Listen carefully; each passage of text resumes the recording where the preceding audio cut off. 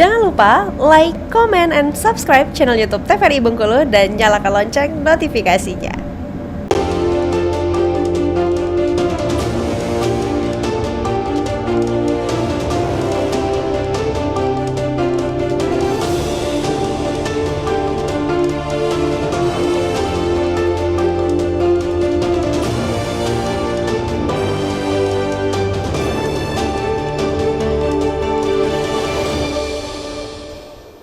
Ya, pemirsa, Anda kembali menyaksikan Berendo TVRI Bengkulu edisi hari ini dengan tema masa kampanye paslon, dan tentunya kita masih bersama dengan kedua narasumber kita, ada Bang Rayendra Pirasat, Ketua KPU Kota Bengkulu, dan juga Ibu Eka Yunitasari, Koordinator Divisi Hukum, Pencegahan, Parmas, dan Humas Bawaslu Kota Bengkulu. Kita ada di segmen terakhir nih, segmen pamungkas, nanti akan ditutup oleh kedua narasumber kita, tapi sebelum itu kita akan lanjutkan ngobrol sedikit. Saya ingin ke Ibu Leka nih. Jadi sejauh ini di masa kampanye ini temuan-temuan apa saja Bu sudah dilakukan oleh Bawaslu Kota Bengkulu? Kalau di Bawaslu, kalau temuan-temuan sejauh ini belum ada, karena mungkin karena baru masuk masanya ya. Jadi kampanye yang dilakukan juga masih sifatnya masih private gitu, maksudnya belum ada ranah-ranah yang terlalu lebar. Tapi dari setiap hari ini kan setiap paslon ketika melakukan kampanye, walaupun dalam skupnya kecil, itu juga harus melakukan harus menyampaikan laporan ke jadwal kampanyenya ke KPU dan juga ditembuskan ke kita. Nah, dalam kampanye ini sekecil apapun bentuk kampanyenya pasti kita lakukan pengawasan, dan ketika melakukan pengawasan itu tentunya jajaran ad hoc di kita sebelum mereka melakukan kampanye itu kita sudah melakukan himbauan ini yang tidak boleh. Selain himbauan secara lisan, kita dari Bawaslu Kota juga menyampaikan himbauan secara tertulis untuk bisa mengingatkan para paslon tentang aturan-aturan dalam berkampanye ini. Oke, jadi biasanya kan ini jadi polemik juga pasca pelaksanaan masa kampanye. Setelah kampanye banyak APK di pinggir-pinggir jalan mungkin kan, yang baliho-baliho dan lain sebagainya. Kecuali billboard berbayar kan dia permanen itu kan. Nah, di luar itu kan biasanya pakai kayu dan lain sebagainya. Ini kan biasanya pasca masa kampanye ini ditutup, ini jadi sampah di mana-mana kan segala macam. Ini sebenarnya yang bertanggung jawab nih siapa sebenarnya? Apakah si paslonnya untuk membersihkan? Apakah sebenarnya siapa?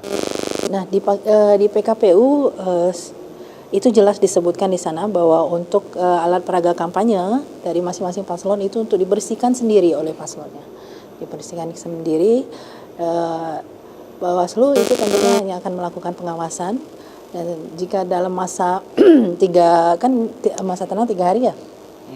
Tentunya sebelum masa tenang kita akan memberikan himbauan untuk bisa melakukan pembersihan kembali. Ketika sudah dilakukan himbauan dan juga tidak diindahkan, maka proses penanganan pelanggaran itu pasti akan diterapkan. Oke, ini juga informasi kepada masyarakat dan informasi penting. Berarti ketika masa tenang nih masih ada spanduk-spanduk, baliho-baliho di pinggir jalan yang masih ada dari ini, jangan dipilih, jangan dipilih aja. Karena tidak bertanggung jawab untuk membersihkan, cuman masang aja berarti kan, seperti itu. Langsung jangan pilih aja, simpel aja kan. Karena ini kan bagian dari tanggung jawab. Artinya ketika sudah memasang hal tersebut dan juga secara regulasi juga bertanggung jawab untuk membersihkan gitu. Ketika sudah selesai masanya, ya harusnya bertanggung jawab sampai tuntas gitu ya, Bu. Misalnya ke Bang Rayendra. Selanjutnya ke depan seperti apa, Bang? Setelah masa kampanye ini selesai, seperti apa perjalanan? Ya, nanti kan ada namanya alat peraga kampanye yang difasilitasi oleh KPU, pembuatan dan pemasangannya. Tentu juga karena ini milik KPU, nanti akan ditertibkan oleh KPU.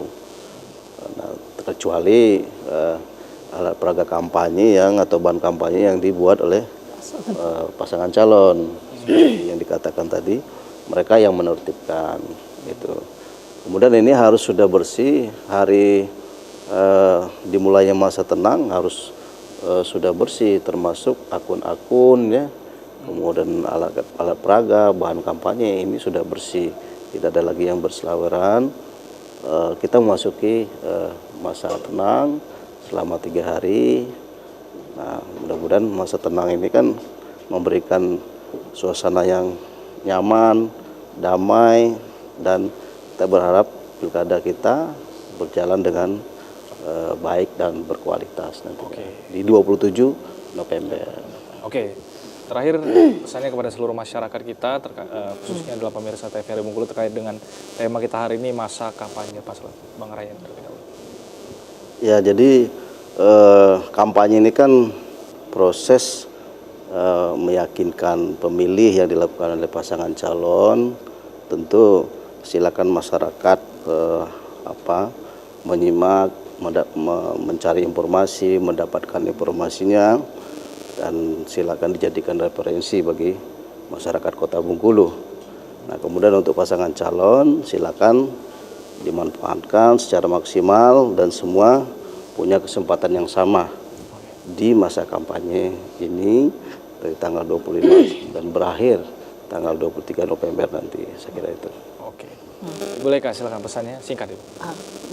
Masa kampanye ini merupakan jadi bentuk ajang dari paslon untuk bisa mempromosikan diri masing-masing, tentunya dengan tidak tidak menjatuhkan satu sama lain.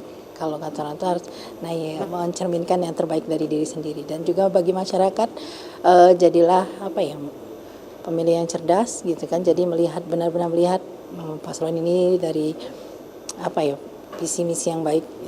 Jadi harus benar-benar dikulik lah untuk bisa memilih seseorang itu apa yang harus diinginkan.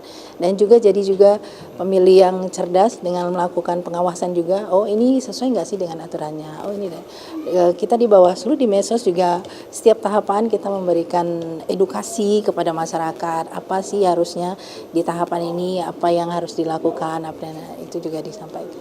Oke. Dan tentunya akan melakukan laporan jika ada ditemukan pelanggaran-pelanggaran.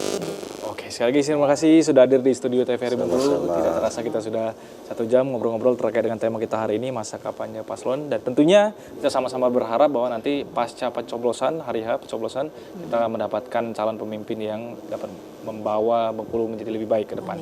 Amin, amin ya rabbal alamin. Dan akhirnya pemirsa, saya Poso Siregar mewakili seluruh kerabat kerja yang bertugas pamit undur diri. Terima kasih atas perhatian Anda. Assalamualaikum warahmatullahi wabarakatuh dan sampai jumpa.